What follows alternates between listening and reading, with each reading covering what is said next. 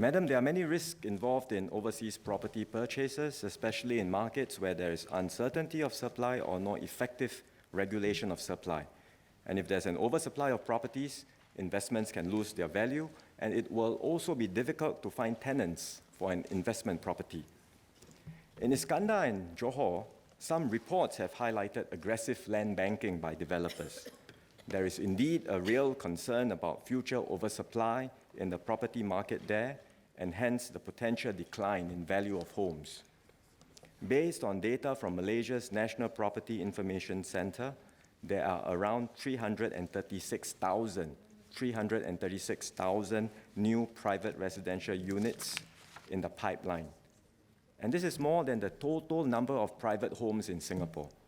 So everything that's coming through in the pipeline, incoming and being planned, is already more than the total number of private homes in Singapore. And this data does not include another 1,400 hectares of reclaimed land near the Tuas Second Link that will come on stream from 2020 onwards.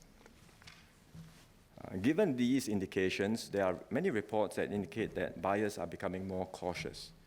Official Malaysian data suggests that the Johor housing market is already slowing down, with the value of residential property transactions falling by 42% on a quarter-on-quarter basis in the fourth quarter of 2014.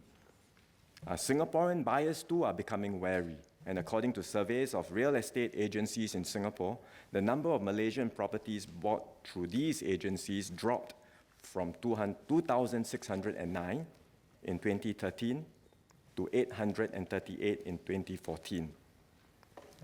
Nevertheless, not all Singaporeans have recognized the risks involved in overseas property purchases.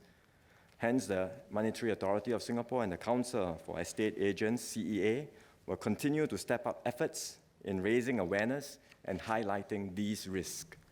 For example, the CEA has issued guidelines on what investors in overseas properties should look out for.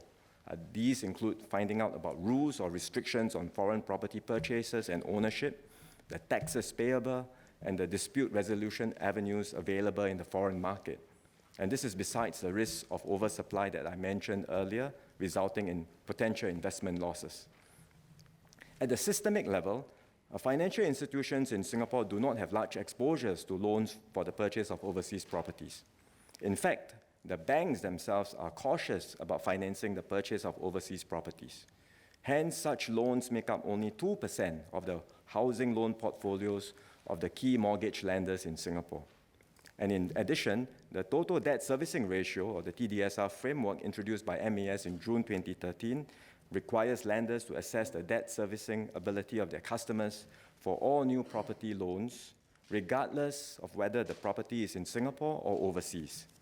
All existing debt obligations, including those for overseas property purchases, must be included for such assessments.